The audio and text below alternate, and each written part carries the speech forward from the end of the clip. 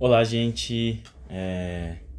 Bom dia, boa tarde e boa noite para todo mundo aí que está, porventura, acessando esse conteúdo aqui.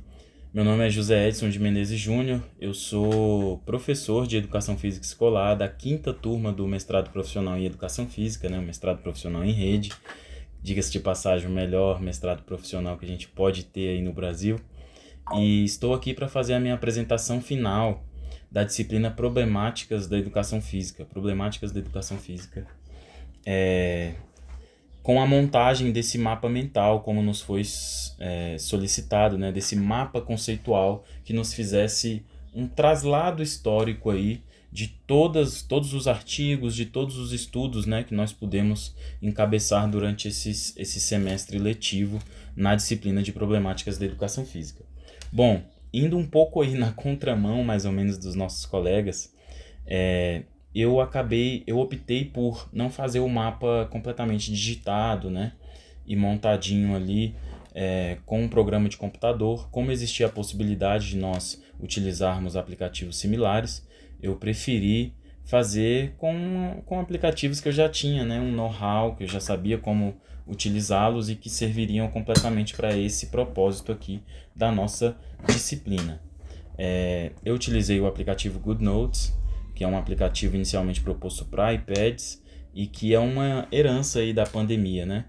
A pandemia, infelizmente, foi um período muito triste, que trouxe muitas coisas ruins para todos nós, mas que também trouxe seus lados positivos em termos educacionais, já que hoje nós somos letrados digitalmente e conseguimos fazer trabalhos como esses. Sem mais enrolação, vamos seguir direto aí para o nosso mapa mental. Bom, aqui está inicialmente, né, o meu mapa mental proposto para a disciplina Problemáticas da Educação Física. Como vocês podem ver, tratei de deixá-lo bem colorido para né, para um melhor entendimento aí de quem está assistindo. Nós estamos falando aqui da nossa amada Educação Física Escolar e resgatando aí, né, um pouco do que a gente estudou no nosso semestre. A gente recorda que o primeiro artigo que a gente estudou falava sobre o abandono do trabalho docente, que inicialmente gera um baque, né, acerca do abandono da carreira, da profissão, e realmente do número de professores que acabam desistindo dessa carreira por conta das características quase insalubres, né, que nós temos visto nos últimos tempos. Então, a partir daí, nessa temática, né, de problemáticas da educação física, eu apresento para vocês o abandono do trabalho docente. Bom, inicialmente, a gente tem que lembrar que no abandono do trabalho docente, os professores de educação física, no nosso texto, eles possuíam características de atuação, eles possuíam uma perspectiva de atuação principal. Alguns deles tratavam da educação física como uma prática um pouco mais tradicionalista, como uma prática que tinha que ter o rendimento acima de qualquer outra coisa. E nós já sabemos que essa é uma visão arcaica da educação física. A educação física vai muito além do mero conhecimento sobre regras de esporte, do mero executar por executar determinado esporte ou técnica desportiva necessária para ser bom em um esporte. Então, a gente tem essa prática que é tradicionalista e é esportivista, à medida em que ela só coloca alguns conteúdos na escola e que são majoritariamente esportes, o que, porventura, acaba gerando algumas exclusões no contexto escolar. Ao mesmo tempo, nós temos a perspectiva dos professores que trabalham dessa maneira aqui, com práticas inovadoras, que inclusive seriam uma proposta de solução a essas práticas que são exclusivas, que colocam, né, pessoas à margem por não saberem jogar determinados esportes e que serviria como uma resposta a esse período esportivista que o Brasil viveu e dominou por tanto tempo a nossa educação física escolar nacional. Então, há professores também que adotam essas práticas, né, inovadoras, digamos que também renovadoras, diga-se de passagem, retomando aí o que a gente viveu na década de 80 no Brasil com o movimento renovador, que foi muitíssimo importante para todos nós. Esse movimento, essas práticas inovadoras, elas visam principalmente romper com o que é tradicional, romper com a prática que é esportivista, no seu cerne, que leva para a escola o rendimento e somente ele.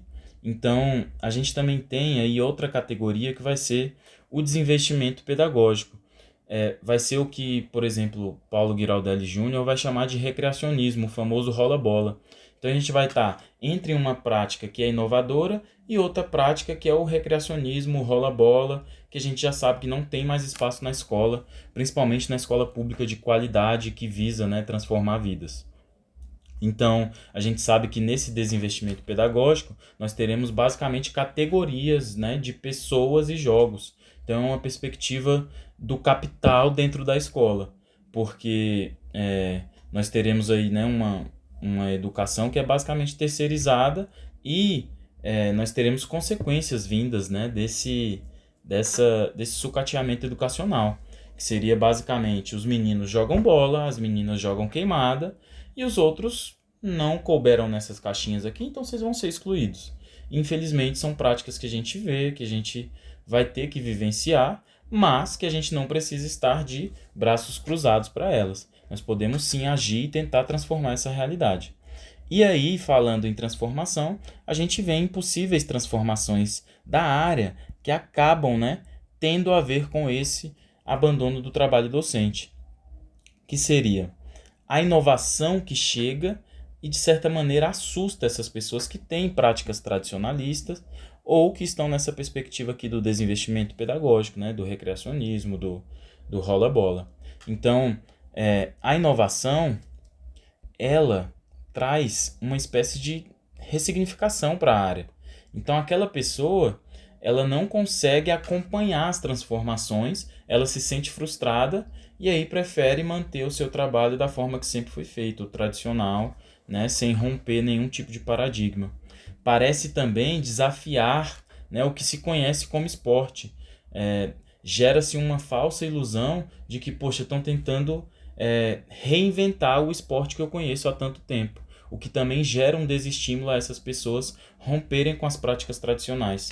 A cultura escolar também é uma barreira, à medida em que a proposição de novas modalidades, de modalidades que têm uma característica mais libertadora, fazem com que as pessoas tenham certo distanciamento. Pô, essa prática aí eu prefiro jogar o que eu já sei jogar, o que eu já vi a minha vida inteira. Então, nós também vamos ter aí as condições de trabalho, né, que são muitas vezes precarizadas, como eu falei anteriormente. Nós vivemos aí um sucateamento da educação, uma terceirização da educação. Quiçá, né, nós já temos estudos até sobre uma uberização da educação, ou seja, uma plataformização, a educação que é vendida, que é comercializada, colocada em plataformas e vendidas como se fosse uma prática inovadora, mas que na verdade serve a ideais completamente tradicionalistas, capitalescos, digamos assim, né? E que não tem um real compromisso com a transformação social, que é o que a gente visa em uma prática renovadora. Então, a educação física em moldes renovadores ainda parece estar se estabelecendo.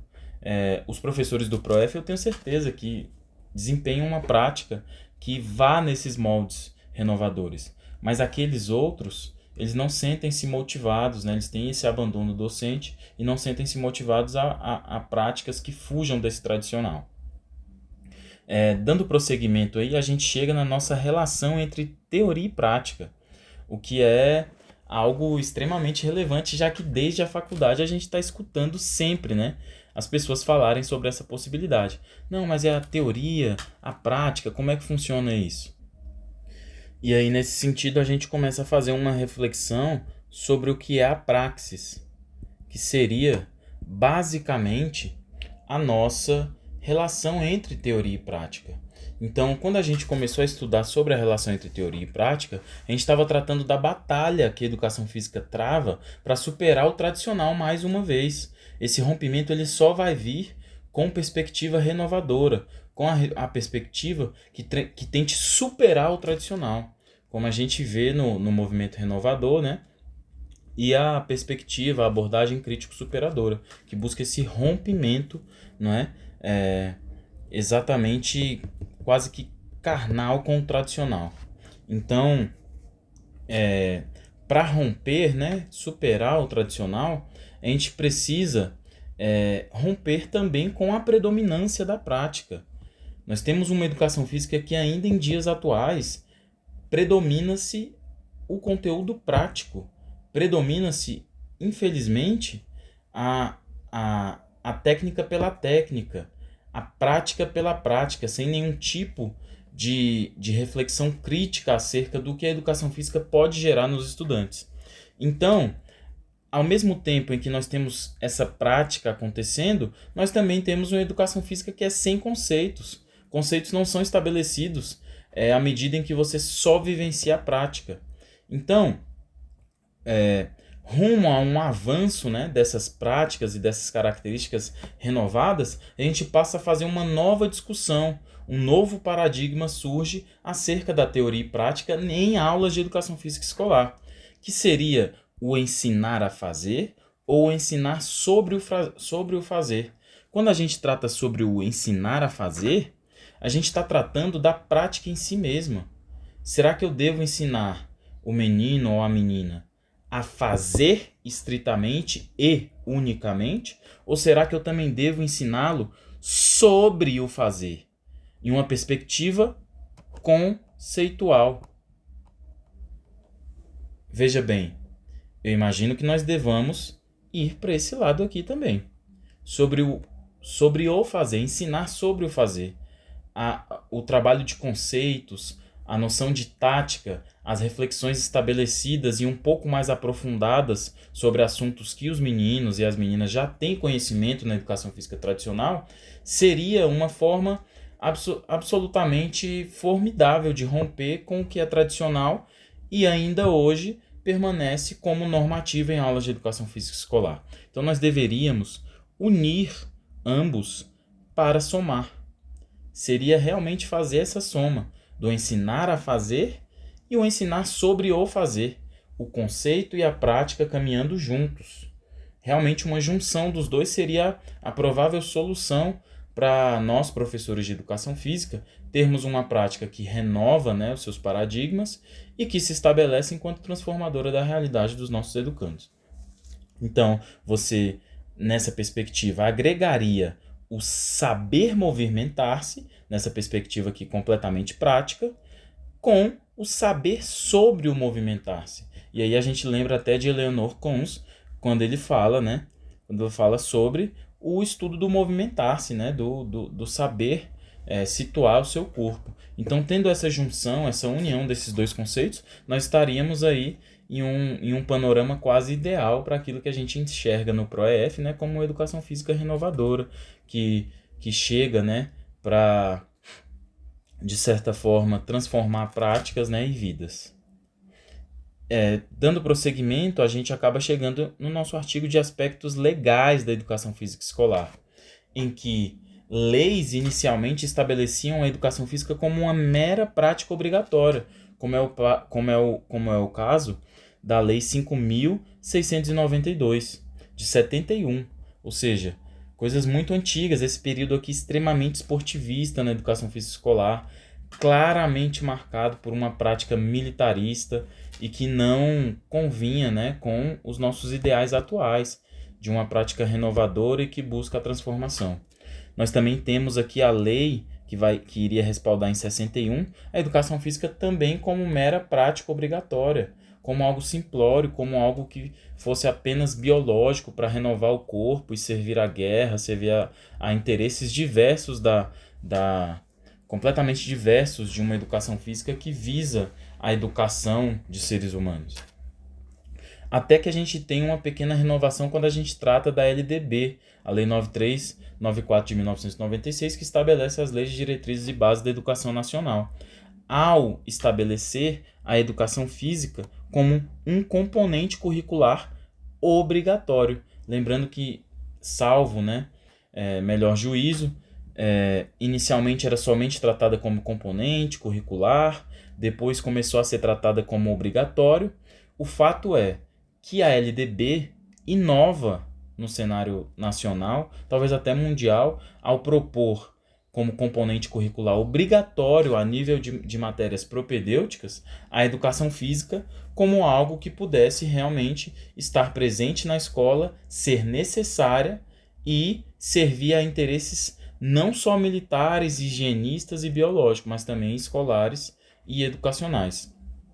Pensando nisso, nós temos aí também a Lei 10.793 de 2003, que está presente aqui na nossa LDB, na nossa Lei de Diretrizes e Base Nacional, ao estabelecer as faculdades dos estudantes que fazem aulas em escola e que teriam a sua dispensa, né, o seu afastamento das aulas de educação física, não estando muito claro se esse afastamento é das aulas teóricas ou práticas, mas que deixa bem claro, mais ou menos, aí um retrato para a gente de que eles estão tratando das aulas práticas, já que eles tratam sobre a prole, o que de certa forma poderia limitar alguém a fazer práticas de educação física, que trata sobre doenças adquiridas ou autoimunes e diversas que são citadas, inclusive em um decreto da época da ditadura militar, né, do nosso período aí, desse período sombrio que nós vivenciamos. E também vai tratar sobre a possibilidade da pessoa que tem mais de 30 anos, que prestou ou que presta, na verdade, o serviço militar obrigatório, como pessoas que têm direito a uma dispensa das aulas de educação física. Então, os aspectos legais da educação física escolar vão passar sobre essa perspectiva, não esquecendo que existe sim uma perspectiva disso aqui continuar se atualizando. O componente curricular obrigatório, mais direitos serem conquistados ou direitos já conquistados começarem a ser perdidos. Então, é muito importante esse debate acerca dos nossos aspectos legais da educação física escolar. Descendo um pouco aqui no nosso mapa, você vê que ele está bem grande aqui, né? A gente chega na nossa questão de indisciplina e afastamento dos estudantes em aulas de educação física escolar. A gente vai tratar aqui de um dos temas que mais aparece no cotidiano dos professores de educação física escolar. Talvez um pouco menos que nas outras disciplinas, já que os estudantes têm um carinho muito grande pela nossa disciplina em si. Mas isso não quer dizer que essa indisciplina seja inexistente. Em verdade, ela é muito presente em aulas de educação física, já que os estudantes estão em êxtase, estão em um estado mental e quase um nirvana de querer, né, a todo momento fazer as aulas com todo o vigor possível, e isso, né, acaba trazendo alguns problemas para nós, professores de educação física. A indisciplina e o afastamento dos estudantes, é importante a gente falar que indisciplina aqui vai ser um tópico e afastamento vai ser outro. À medida em que a gente tem como principais causas, né, de indisciplina a dificuldade de seguir normas, a dificuldade de atender a comandos dados pelo professor, e após a pandemia eu sinto que isso se tornou cada vez mais constante no nosso trabalho. E aí, quando a gente fala sobre o afastamento, né, e a gente está falando por afastamento em causas de saúde, ou mesmo daqueles estudantes, ou aquelas estudantes principalmente, que tendem a se renegar a fazer aulas de educação física. Essas seriam as características de um afastamento. Nós temos como principais causas aí o gênero. E por que, Júnior, o gênero seria uma perspectiva, uma das principais causas? Porque, especificamente no meu caso, oitavos e nonos anos, as estudantes normalmente, né, principalmente, quando chegam aos seus 14, 15 anos, elas tendem a retrair-se muito para práticas que as fazem suar, para práticas que elas não são tão boas e que causem um sentimento vexatório, porventura. Então, o gênero é uma das causas que faz com que os estudantes se afastem das aulas de educação física. O desinteresse é outro que talvez, se nós tivéssemos que elencar em um ranking, provavelmente estaria em primeiro, porque hoje os estudantes têm uma dificuldade de enxergar a importância da prática de educação física enquanto renovador de sua saúde, enquanto algo necessário para a sua vida e saúde geral. Então, posterior a isso, nós temos aí também as habilidades, como já foi citado anteriormente, principalmente as meninas que não são tão habilidosas em alguns esportes, tendem a afastar-se, a dar aquele professor, não vou fazer a aula, não vou fazer a aula, e aí vem aquela reflexão pra gente, poxa, mas na aula de português, de matemática, o estudante não se renega a fazer, mas quando chega na educação física, ele não mede esforços em falar que não irá executar, como se nós estivéssemos em uma subclasse de disciplina e essa negativa pudesse ser dada a nós, mas não às outras disciplinas. Então, nós também temos a questão da legislação, à medida em que nós temos características de doenças e de legislação que vai facultar, né, como a gente viu anteriormente, exatamente anteriormente, as aulas de educação física, a participação nessas aulas. Nós também vamos ter aí o lance, né, toda essa questão da exclusão de estudantes, estudantes que tendem a ser mais tímidos, estudantes que são muito retraídos, estudantes que porventura têm algum tipo de questão cognitiva, também tem alguma dificuldade nisso. E aí a gente começa a tratar das nossas possibilidades de romper com essas principais causas para a gente ter um menor afastamento das aulas de educação física e, consequentemente, também uma disciplina menor. Para isso, o artigo que a gente vivenciou fala sobre possibilidades de tratar essas questões, como o futebol calerreiro, que é um futebol em que os estudantes assumem locais de protagonismo, e isso faz com que eles consigam vivenciar essa prática de uma maneira distinta. O Ultimate Frisbee, que eu particularmente amo e faço um projeto maravilhoso no CEF 405 aqui do Recanto das Emas, com o Ultimate Frisbee, que é um esporte auto-arbitrado, então os valores são altamente trabalhados. Eles precisam ser idôneos, precisam ser honestos, precisam ter um senso de comunidade, de fair play, de espírito de jogo, que é o que rege essa prática, acima de qualquer outra coisa, para que eles consigam desenvolver quase que uma comunidade de aprendizado. Não é mesmo? Na prossecução, né, com a objetivação de chegarem em uma prática que é prazerosa para todo mundo. Temos também aí o Sport Education, que é uma prática que foi proposta, né, por professores, inclusive de educação física, né, focada principalmente em valores. O TGFU, que é mais voltado para a pedagogia do esporte e que trata especificamente do Teaching Games for Understanding, que são jogos reduzidos, né, o que frustra menos os estudantes, já que alguns deles não têm habilidades, e com os jogos reduzidos eles conseguem progredir um pouco mais rápido, ou pelo menos aprender, né, de uma maneira mais simplória com os jogos reduzidos. E aí também temos a aprendizagem colaborativa, remetendo a nós a questão da aprendizagem por colaboração, jogos cooperativos e tudo mais. Quando a gente trata, né, do nosso próximo traslado, o vídeo já está ficando bem longo, eu vou tentar dar uma acelerada, a gente entra aí também em um artigo que vai falar sobre as dificuldades relacionadas ao ensino dos esportes.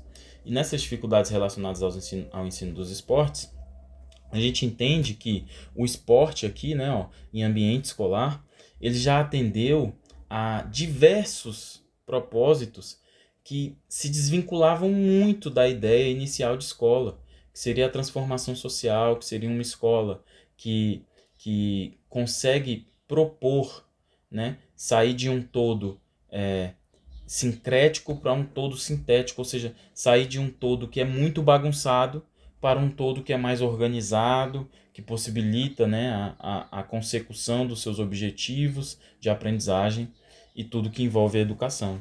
Então, o esporte no ambiente escolar ele já atendeu a diversos propósitos, e aí nós começamos a entrar aqui. O esporte já foi, na escola, celeiro de atletas, já serviu a interesses completamente olimpistas e esportivistas, né? E unicamente nessas práticas. Ele também já foi higienista e ele também já serviu para treinamento militar, biologicista, higienista.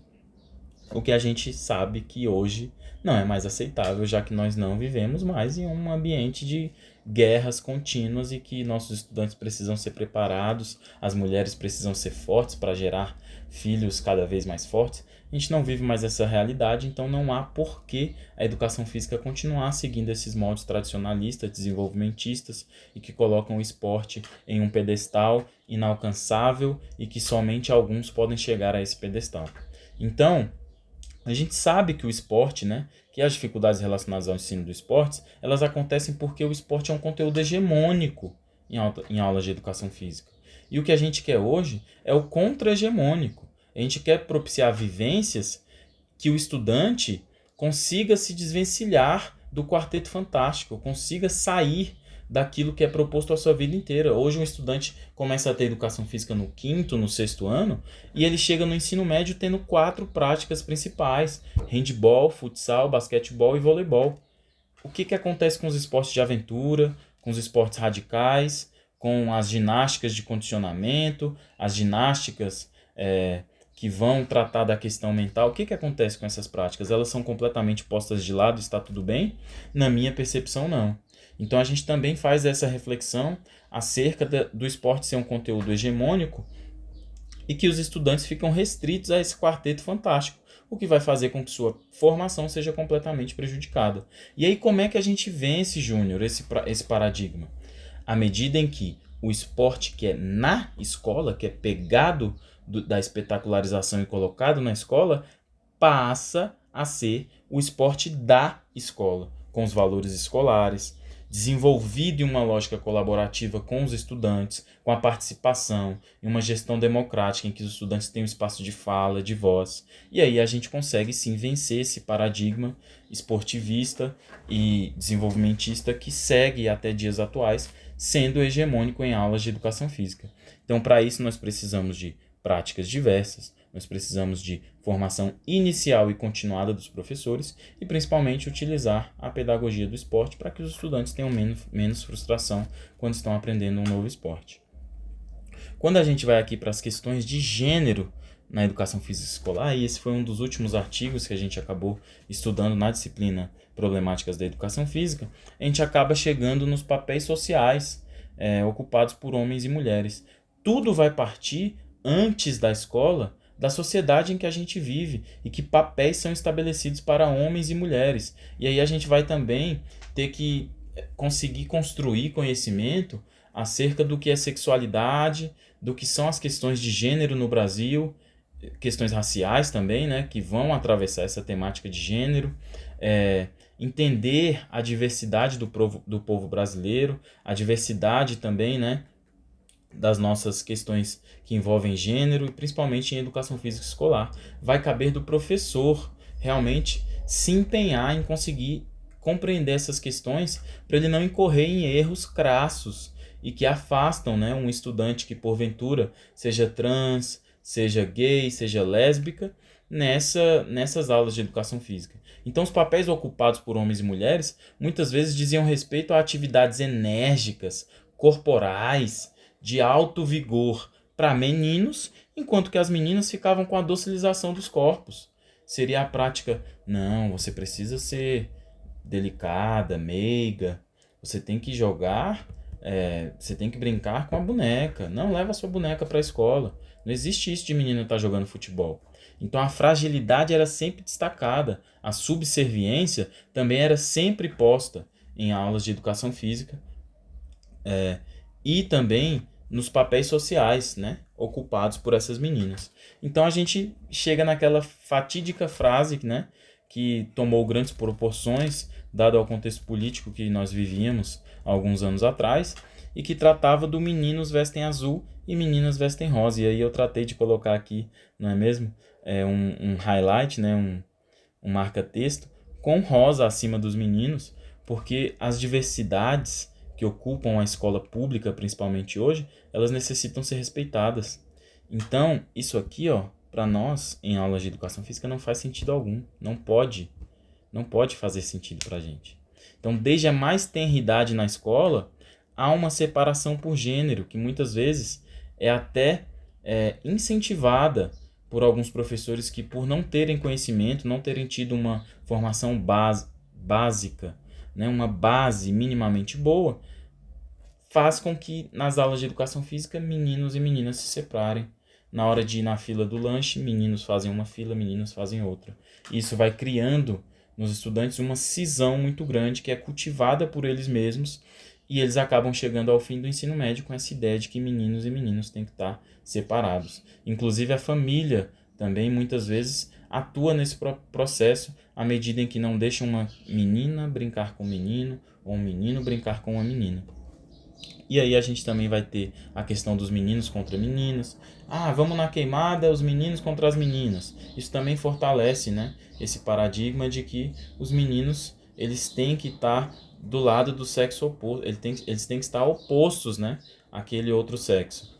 E aí nós também teremos um componente biológico determinando, né, já que em determinado momento a força dos meninos ela fica muito superior à da maioria das meninas, fazendo com que as meninas se afastem ou se machuquem em aulas, sendo um dos fatores para que elas não participem.